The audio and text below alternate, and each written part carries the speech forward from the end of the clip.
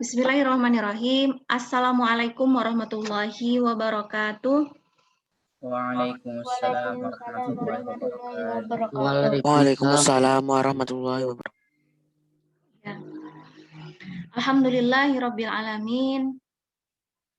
Assalatu wassalamu ala asyrafil anbiya'i wal mursalin sayyidina wa maulana Muhammadin wa ala alihi wa sahbihi ajma'in. Anak-anak saja, para santri kelas 7 yang dirahmati Allah, hari ini kita bertemu di awal pekan pembelajaran IPA. Dan senang sekali karena Ustazah mengawali belajar di pekan ini bertemunya dengan santri kelas 7.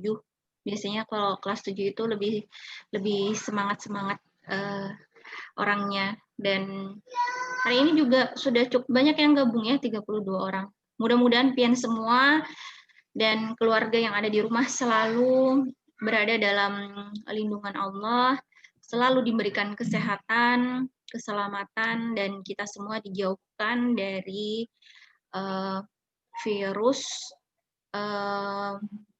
pandemi yang sekarang ini sedang melanda.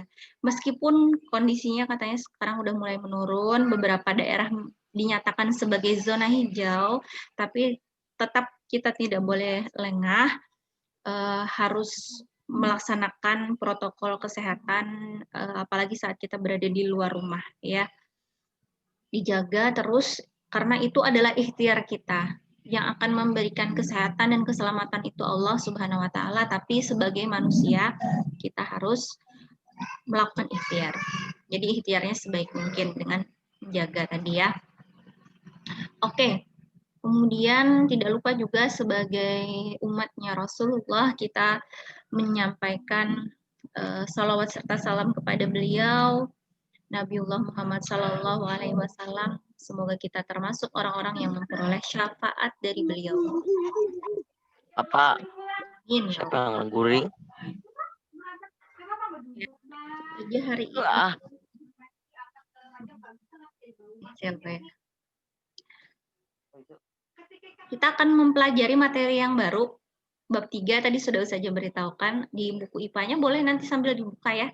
Materinya akan Ustazah ambil juga dari situ. Sudah ada yang lihat bukunya? Sudah Ustazah. Sudah ada ya? Oke, sambil Ustazah nanti akan share screen. Ustazah ambil dulu filenya ya.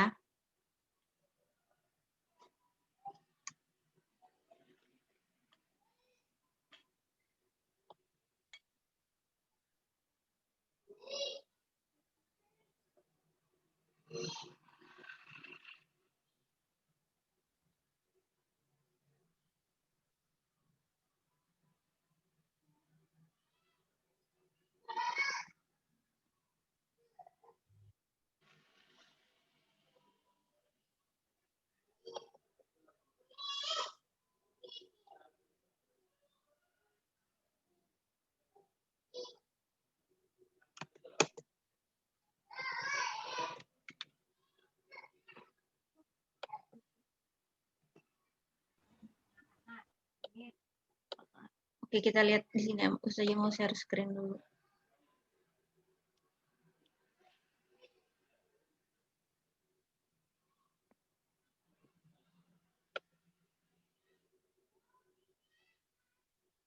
Oh, belum muncul.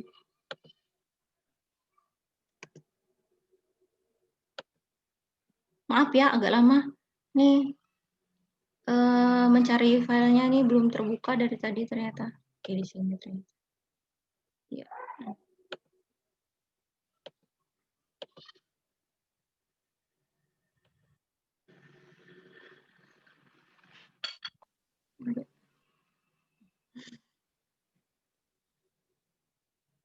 Kok nggak ada ya?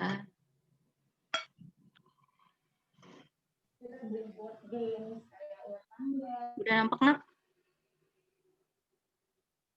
Masih loading Ustazah. Udah kelihatan belum? Udah Ustazah. Udah. Nah, ini ya materinya.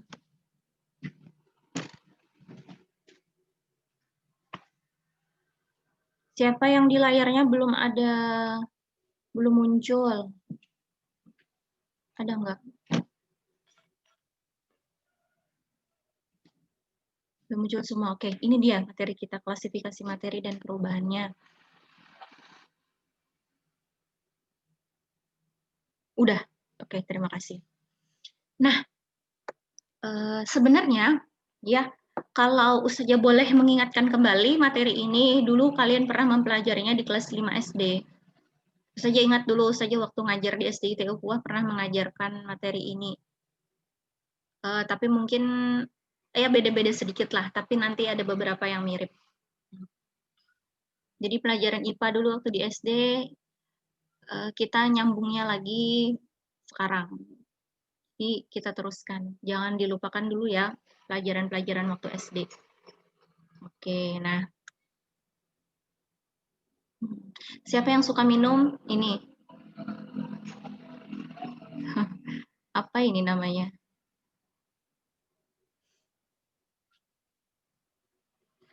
Kira-kira rasanya enak nggak minuman ini?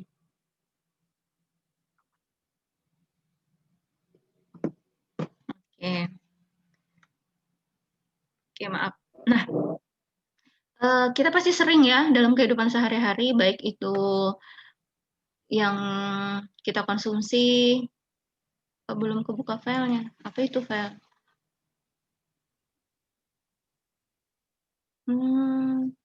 Ada yang belum melihat ya, minuman apa? Saja, filenya belum kebuka. Belum kebuka ya. Yang sudah bisa lihat ada nggak? Nggak ada saja. Nggak ada juga. Apa dong yang tadi yang kalian lihat? Putih ya? Minum. Nggak ada apa-apa. Cuman kayak di berkas-berkas aja gitu, Ustazah. Gambar minumannya nggak ada. Nggak ada. Oke, kita perbaiki. Tunggu ya, maaf ada sedikit kendala. Saya share screen lagi. Bagaimana dengan yang ini? Sudah Ustaz. Sudah Ustazah. Coba bacakan apa yang kalian lihat di situ tulisannya. Klasifikasi materi dan perubahannya. Oh iya benar berarti. Mohon maaf yang tadi agak ada masalah. Nah, yang ini Nat. Saya tadi menampilkan gambar ini. Ini apa ya? Siapa yang suka? Kopi. Kopi. Siapa yang suka minum? Lumayan. Ya, kayaknya enak nih kalau diminum pagi-pagi ya, seger. Silahkan kalau yang mau nanti. Ini termasuk salah satu minuman yang digemari oleh banyak orang karena rasanya enak. Perpaduan rasa manis-manis apa gitu. Oke. Nah, ini adalah termasuk jenis materi ya. Tapi materi apa? Terus ada nggak lagi selain ini yang disebut materi? Apa aja sih itu materi? Nah, itu yang akan kita pelajari hari ini. Sebenarnya dalam kehidupan kita sehari-hari nih, semua yang gambar-gambar di sini ya. Nggak usah ini. Yang tulisan di atasnya ini nggak usah diperhatikan dulu. Ini bukan tugas kalian kok.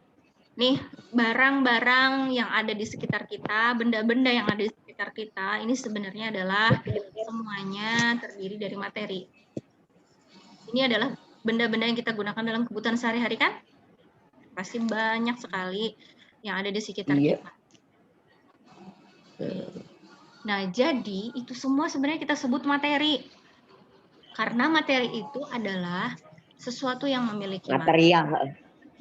Ada masanya dan dia menempati sebuah ruang. Berarti dia ada nih. Kalau ada sebuah ruang, kemudian dia bisa berada di dalam situ. Dia bisa menempati ruang itu. Maka dia adalah materi. Ya. Terus apa maksudnya punya massa, Nak? Apa maksudnya punya massa? Berat. Berat. Memiliki berat.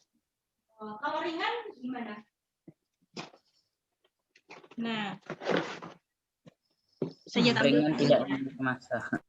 Oke, ada yang bisa lihat ini enggak? Bisa. Lihat timbangan. Bisa. Lapung. Nah, ini berarti ini alat ukur massa kan? Kelihatan ya, alat ukur massa. Iya. Nah, berarti kalau dia bisa diukur, dia memiliki massa. Dia memiliki massa. Alat ukur massa itu bisa kilogram, ada yang pakai liter juga. Nah, kalau dia memiliki massa berarti dia adalah materi. Ya.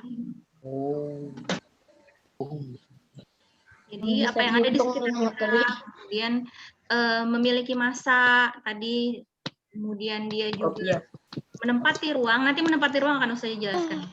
Maka itu disebut materi. Sudah nampak lagi? Sudah. Oke, kita teruskan ya. Ya. Nah, materi ini wujudnya beda-beda. Jadi materi itu tidak cuma punya hanya satu wujud saja, tetapi dia memiliki ada 3 wujud. Yang kalian sudah mengenal juga, sudah mempelajari juga pelajaran IPA dulu waktu di SD, tahu saja. Nah, ada 3 wujud materi. Yang pertama ada yang disebut padat, ada yang cair, dan ada yang gas. Nah, jadi padat, cair, dan gas itu adalah bentuk wujud dari materi yang ada di sekitar kita. Kalau dia tidak berbentuk padat, bisa jadi dia bentuknya cair. Atau kalau misalnya dia tidak berbentuk cair, bisa jadi dia berbentuk gas. Ya. Nah, sudah disebutkan juga di sini nih. Ini contoh-contoh kalau yang padat itu misalnya logam, benda-benda yang ada di sekitar kita, kemudian seng, emas, besi, ini semua jenis-jenis logam ya. Ada mungkin plastik juga, benda-benda padat. Sementara yang berwujud cair itu misalnya air, minyak goreng, itu bensin. Dan ada juga yang berwujud gas. Ada udara, asap, dan ada uap air. Ya.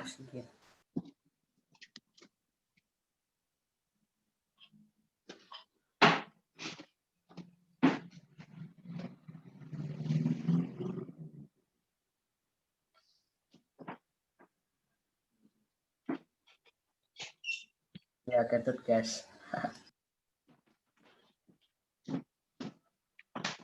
Oke, jadi 3 wujud materi itu. Kemudian, nah, karena materi itu kan beda-beda wujudnya tadi ya, jadi dia juga punya sifat yang berbeda-beda.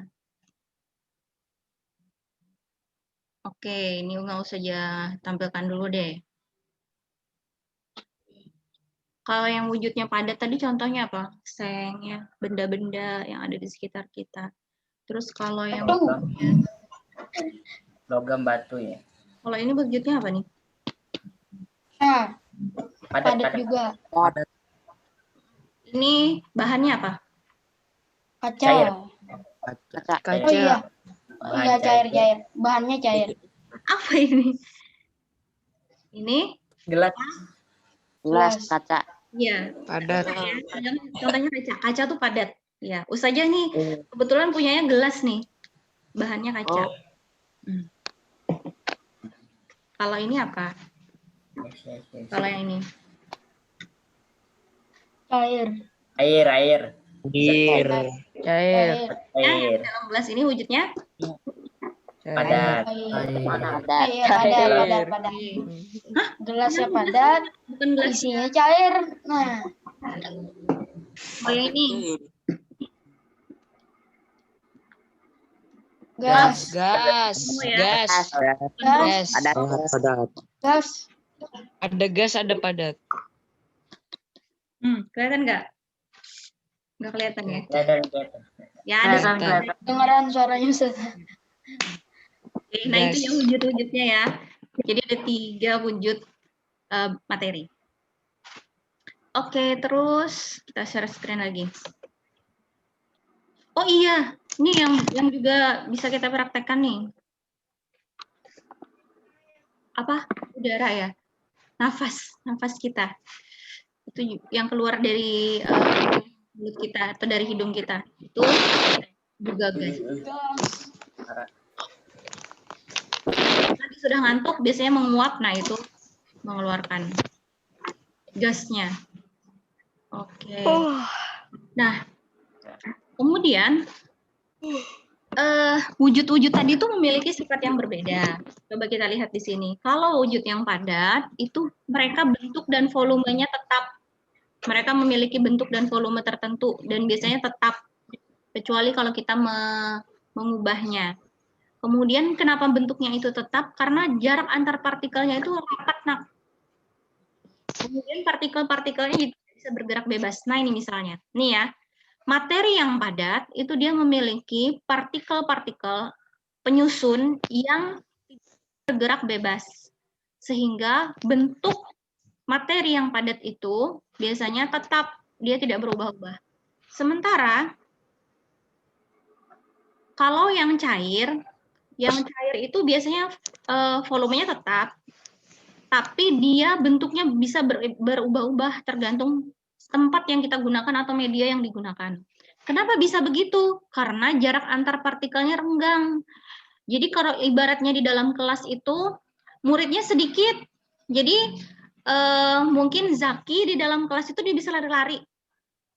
Tapi kalau orangnya banyak, sasak di dalam itu kita tidak bisa bergerak bebas. Kalau benda yang cair ini dia bisa bergerak, partikel-partikelnya itu lebih bebas karena lebih renggang. Sementara yang gas bagaimana? Nah, kalau gas ini dia punya volume, bentuknya juga bisa berubah-ubah, tidak tetap, kemudian jarak antara partikelnya sangat renggang, sehingga dia bisa bergerak bebas. Nah, ini perbandingannya. Coba kalian lihat perbandingannya. Kalau benda yang cair itu, dia lebih renggang, ya, lebih renggang. Ada jarak-jarak yang ada di sini, tapi dia lebih renggang. Kalau gas, dia lebih renggang lagi. Nah, ini sifat dari partikel penyusun materinya. Ini yang membedakan. Kenapa kalau padat, dia akan tetap bentuknya. Kalau yang cair, dia bisa berubah-ubah. Kalau yang gas, dia bisa sangat bebas sekali. Bisa kemana-mana kalau gas itu. Ya. Oke. Itu materi dulu waktu IPA, kelas waktu SD. Yang Ustazah contohkan tadi. Kalau ini air nih, ini bentuk gelasnya seperti ini, dia diisi ke dalam gelas, berarti dibentuknya seperti bentuk gelas kan? Nih, ini maksudnya bentuknya sesuai dengan media yang digunakan. Bentuknya sesuai dengan media yang digunakan. Terus kalau kita mau ukur volumenya, gimana cara mengukur volume air? Kita bisa pakai gelas ukur. Sebentar.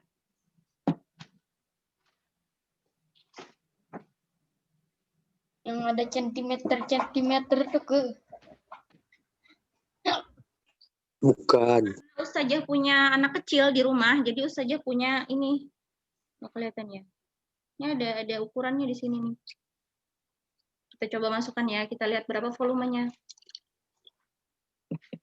Nggak kelihatan mungkin. Ini volumenya 100 mili. Ini airnya ukurannya 100 mili. Kalau dimasukkan ke gelas, bentuknya seperti gelas kan? Kalau Ustazah masukkan ke sini, berubah nggak bentuknya? Berubah. Nah, kayak gini. Karena zat cair Ya. Bentuknya perubahannya sesuai mengikuti dengan tempat yang media yang digunakan. Kalau di sini berubah. berubah lagi. Volumenya Berubah lagi. Volumenya berubah nggak? Tidak, volumenya tidak Coba berubah. hitung ya. Tidak berubah volumenya.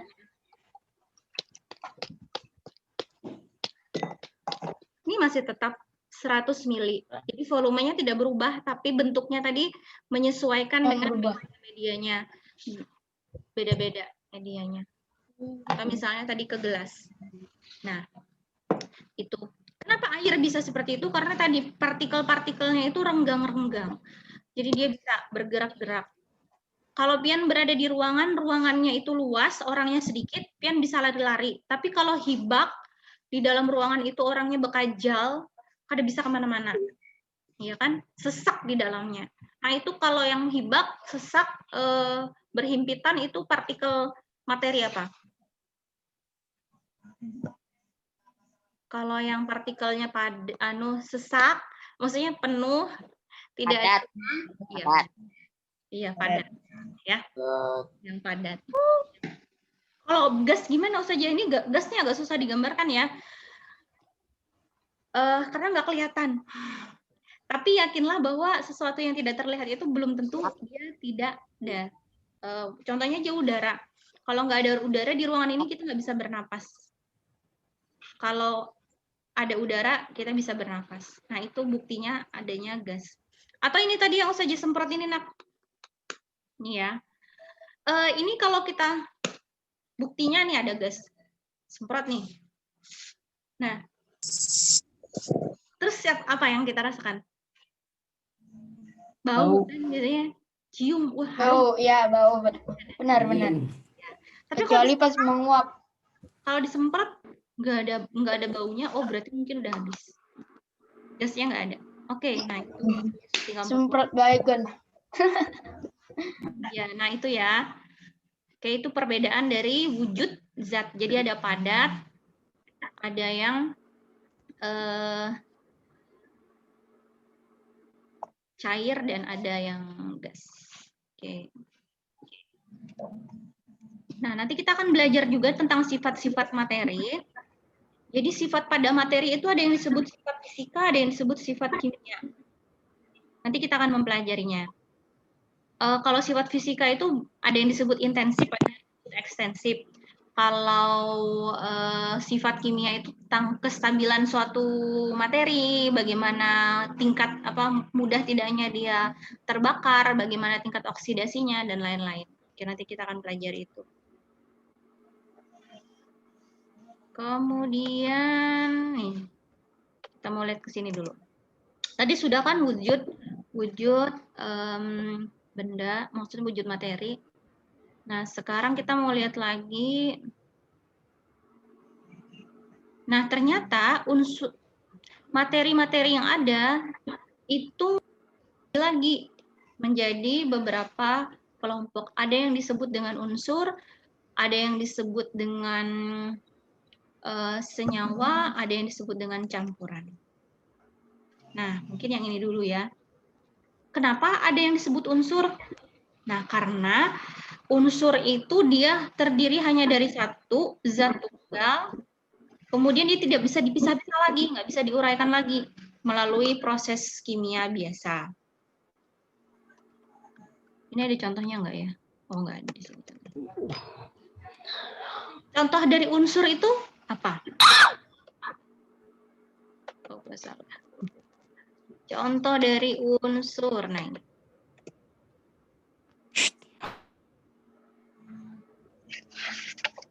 Oh, di sini kayaknya lebih jelas, nak. Nah, ini pembeda ya.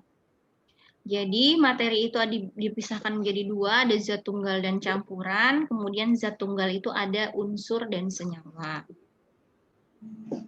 Nah, sementara unsur itu ada yang disebut logam dan ada yang disebut dengan non-logam. Nah, kalau unsur logam tadi ada contohnya seperti besi, emas.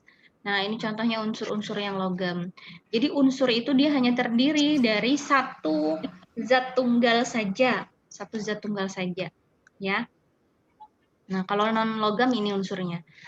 Oksigen itu unsur. Kenapa? Karena dia sendirian. Dia cuma satu aja, satu zat tunggal. Hidrogen dia juga unsur karena dia hanya satu zat tunggal. Karbon, sulfur, fosfor, nitrogen, iodin ini contoh-contoh dari unsur yang non-logam. Ya. Nah, ini yang di tabel periodik namanya. Ini nih unsur-unsur yang ada di alam. Nah, jadi kenapa dia disebut unsur? Karena dia hanya terdiri dari satu zat saja. Nggak punya teman, dia sendirian. Oke, terus kenapa ada yang disebut dengan senyawa? Nah, senyawa itu adalah materi yang terdiri dari dua zat tunggal. Jadi zat tunggal itu kan misalnya oksigen. Tapi kalau oksigen ini dia nyari teman, terus dia mengikat hidrogen. Aku nggak mau sendirian katanya. Jadi dia mencari teman, kemudian dia mengajak hidrogen untuk berteman dengannya supaya tidak sendirian lagi. Maka oksigen ini akan menjadi senyawa H2O atau air. Jadi air itu dia bukan unsur, tapi dia adalah senyawa karena dia tersusun oleh zat tunggal, oksigen dan hidrogen. Nah, terus air ini kan dia bukan unsur, berarti dia terdiri dari 2 atau lebih zat tunggal. Bagaimana cara agar memisahkannya? Bisa dipisahkan, tapi nanti dia pakai namanya ada proses kimianya. Saja nggak bisa ngeliat di chat tuh ada apa ya? Oke, mungkin tinggal sebentar lagi kita oke. Bagaimana, sudah bisa dipahami tentang ini senyawa? Kalau senyawa itu dia adalah zat tunggal materi yang terdiri dari 2 zat tunggal atau lebih. Ya. Jadi kalau senyawa dia masih bisa dipisah-pisah. Tapi kalau unsur tadi dia nggak bisa dipisah lagi karena dia sendirian. Nih, nggak ada gambarnya sih di sini, misalnya kayak emas, besi, terus ada oksigen yang sifatnya gas ya. Nah, ini. Terus contoh lain dari senyawa, maaf, adalah garam dapur. Garam dapur atau kalau rumus kimia itu NaCl. Kenapa dia disebut senyawa? Nah, karena dia terdiri dari natrium dan klorida. Jadi NaCl. Garam itu adalah senyawa. Terus ada tuh yang ketiga, namanya apa? Namanya campuran. Nah, kalau campuran ini dia bisa terdiri dari 2 senyawa atau lebih. Misalnya kalau kita mau bikin sirup. Sirup ini terdiri dari apa? Ada Sirup dan air. Sirupnya sama air. Ada airnya. Kalau mau dingin pakai es. Iya, ada esnya, ada gulanya. Nah, gitu ya. Terus susu juga ada susunya, ada susu bubuknya, ada airnya, ada gulanya, tapi juga begitu. Nah, jadi kalau yang 3 ini dia adalah contoh dari campuran karena dia terdiri dari beberapa senyawa. Nah, terus nanti campuran itu ada yang homogen, ada yang heterogen. Kalau kita bikin campuran, ada yang dia nanti bisa menyatu dengan baik, jadi dia tercampur rata. Sementara ada yang tidak. Kalau yang tidak bisa, maka dia disebut campuran heterogen. Seperti itu, ya.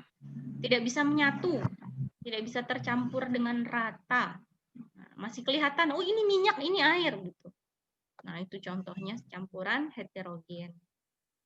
Ya. Oke. Hari ini kita mau mengenal itu aja dulu, mengenal tentang wujud materi, kemudian perbedaan unsur, senyawa, dan campuran.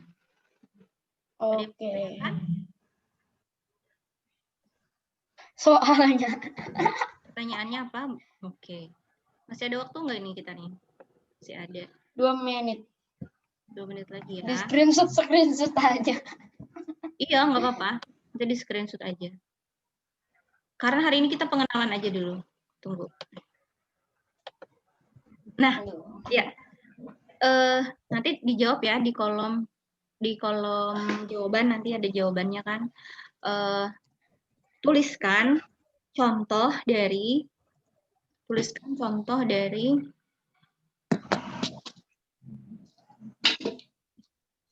materi padat, cair, dan gas. Contohnya aja. Oh, contohnya aja.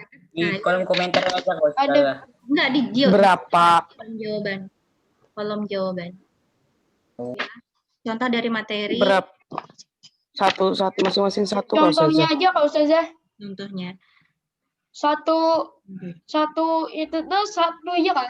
Ya, 1. Tapi harus berbeda dari yang Ustazah sebutkan tadi ya. Berbeda dari yang sebutkan tadi. Oke. Apa tadi Ustazah? Apa tadi soalnya? Tuh ada di kolom chat tuh ditulis sama. Itu banyak tuh yang ngasih tahu jawabannya tuh. Balsam tuh padat tuh saja. Balsam tuh. Siapa yang bertanya itu? Oke, terus yang kedua, tuliskan contoh dari unsur, senyawa, dan campuran. Unsur, senyawa, dan campuran selain yang Ustazah jelaskan tadi. Selain yang dijelaskan tadi. Ya. Unsur. Tunggu Ustazah. Yang pertama.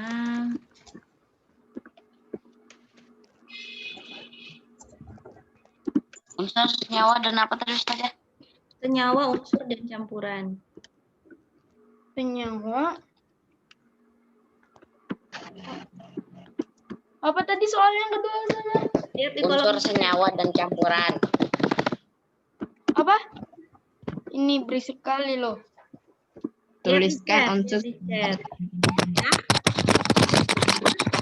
Udah, seperti ini materi kita. Parah.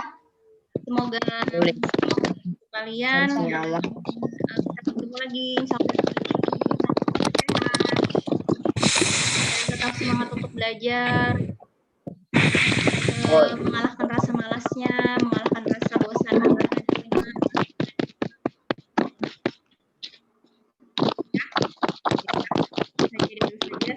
Mohon maaf atas segala kekurangan. Ustazah beristighfar, mohon ampun.